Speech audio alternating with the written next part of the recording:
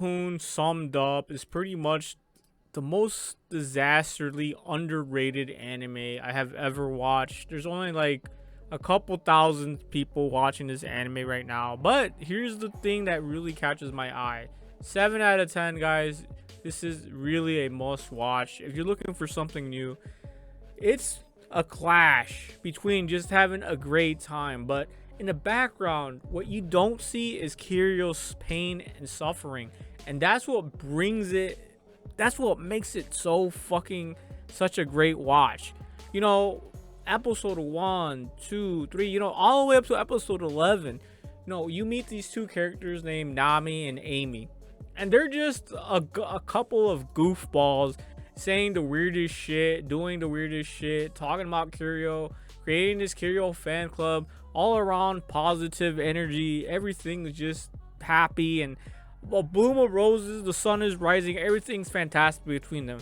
But when we meet Kirio, this dude right here who's apologizing vehemently, he's apologizing to Amy and Ami for saying very disgusting things, pushing them away, even though all they're trying to do is help him out.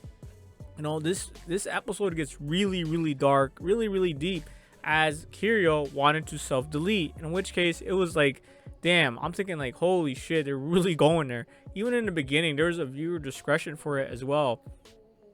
Episode 12 really just blew the doors open with what was going on.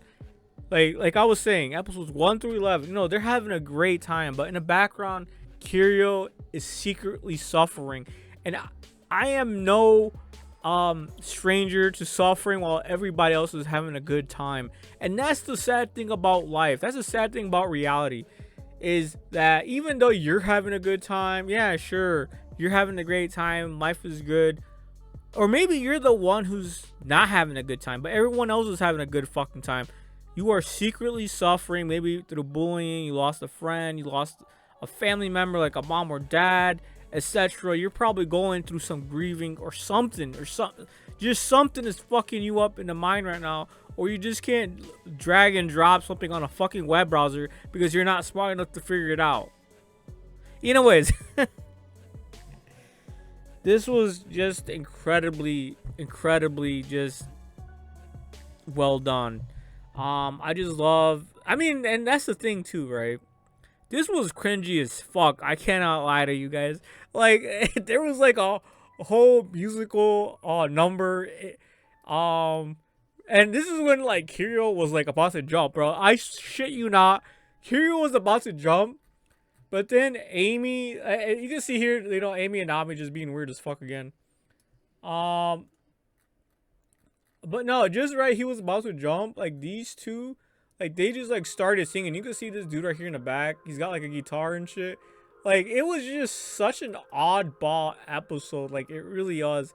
Oh yeah, then we have Amy here with her weird fucking face, like just trying to make him laugh. So they were like playing in a band, and Amy and Nami were singing like their weird fucking song about wanting to lick up his tears, and weird stuff like that. And so you have this whole fucking, like, I don't know about you guys, but Kirio thought this shit was hilarious. But if it was me and I was like suffering and shit and just having a terrible time, this would have been annoying as fuck to me. So I'm glad he enjoyed it. I'm glad that they stopped him and shit. But to me, in my opinion, this is just, I don't know. I would have been annoyed, bro. I would have been embarrassed. I would have been just like, what the actual fuck? But at the same time, you gotta look at the context, right? You gotta look at the context. Amy and Nami, they're just doing it just to help a brother out. So I'd probably just take it in kind and be like, hey, look, they're really just trying to help me out. There's no point in being annoyed. They're just trying to crack a smile on your face.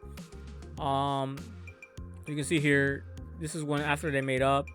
Then we can track down the huge dog and touch its gums together. Like, bro, like, come on. They want to touch gums together, like, from a doge. Like, you can see there, just from that snapshot, how weird this shit really got. But that's all I really have. The anime is just tragically underrated. I gave this a solid 9 out of 10. And as I was saying, this anime, like, I think I made a video about it like way back, like months ago. how this anime looks generic as fuck. I cannot lie. This shit looks generic. This shit looks like normie pilled. This doesn't even look like it's worth watching.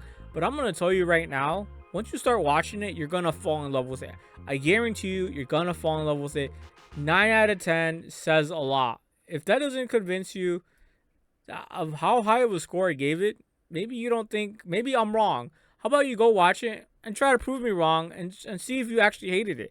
If you hated it, you can come back, drop in the comments and be like, Roscoe, you fucking buffoon, you lied to us. You know, I'll be like, all right, you're right. Maybe you didn't like, maybe it wasn't for you. Who knows? But I feel like you will really enjoy this anime. So I really want to see what the community thinks. Well, whatever community it has, you know, the community is pretty small here. Let's see. And so we end up saving Kirio and revealing hidden feelings. We mostly, okay, don't know what the fuck he was saying. The truth is, I wanted to set a turd loose in the bathtub with Nozomi. All right, yeah, that's exactly what Kirio said. I mean, it was weird as fuck. True to its nature, we got a bittersweet ending to the unhinged coming of age series. There are really not many comedies dealing with emotional turmoil in such an absurd way. Perhaps Sakamoto Desuga. Anyway, this was refreshingly different and really to my liking. 7.5 out of 10. You know what? That's a pretty good score. 7.5 out of 10. It's really. Okay, Nate says, once again, I'm validated for seeing Yuri and damn near every friendship, even when y'all be trying to discourage me. So I guess this is the twist people told me to endure 12 weeks of this for.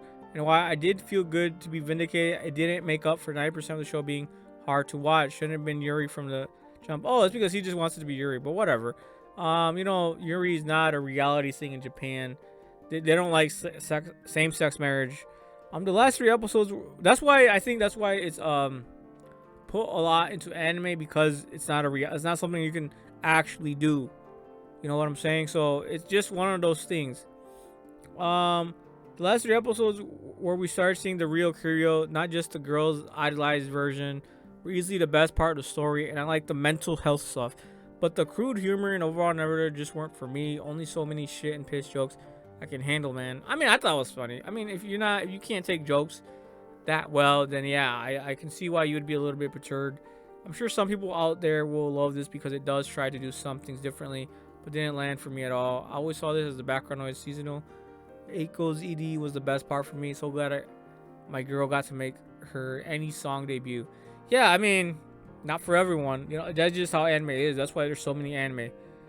In the end, individual obsession, loneliness. This is from yeah, admiration and feeling are set aside to let out at the same time, so that friendships can remain between those who cherish each other the most. Friendship that remain absurd, silly, and free. Yeah, no. If I met Amy and Nami in real life, bro, I'd be set in life. I'd be like, I don't need any more friends.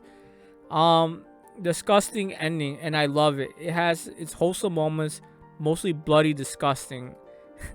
Being a little counter. Okay, whoever loves this show has a really awful taste of comedy, and it's not wrong at all.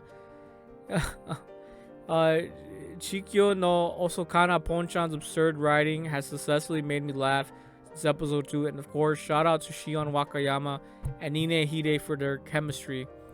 89 out of 100 for all the mess. Yeah, it is pretty much a 9 out of 10, my guy. Easily a guilty pleasure and one of the defining works of the shoujo josei renaissance, with the addition of live action version. Shion Wakana and Nia Heated version of Namida, written by the author herself, is out today. Don't know what the fuck that is about, but what a fantastic ending. It was hilariously cringe. No, see, I'm telling you guys, this is what they think. That's what I think too. We're gonna skip some episodes here. How about Useless DM? They usually have a good take, right? What a fitting episode to end things. Generally nice ending though. Yeah, no, that's the great thing about this anime too. It's not an open ending. You know, they get along, now they're friends. The end, like, it just wraps shit up. You don't have to wait another fucking season, just like Rent a Girlfriend, just to find a conclusion and just milk the fuck out of a series. Just because the girls are hot. Like, come on, man. This is a surprise hit of the season. It punches above its weight 100%. I agree. It deals with a serious topic in the most inappropriate way, and that's why I like it. 100% appropriate and weird as fuck. And it's getting her as a big plus too. And what a way to end in Pride Month. Sure, I mean, fuck. This anime makes me look into the author's Monogatari. Apparently, his debut title, How to Come in Contact with High School Boys, might be even more inappropriate, and that make me want to be adapted even more. Okay. Let's see. Next is from Far Critical. Man, these guys like the same guys I see every single time in the forums. Well, W for posting. We appreciate you. It feels weird commending the magnum opus of the final boss of Stalkers, but Sierra is a legend for making the final serenade in the rain possible. Even when I was getting swept up in the emotions of it all, I still got the stupidest grin on my face when the organ line dropped.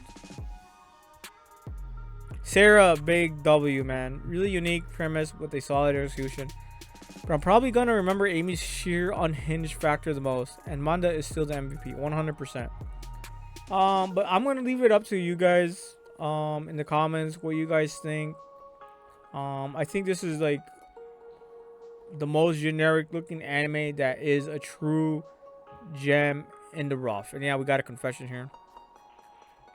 But yeah, if you want to read more comments, go to Myanimelist and you will see there everyone's flushed out comments. Kirio Fanclub, I believe this is the finale, and I don't think we're going to have a second season. So for what it is, 9 out of 10.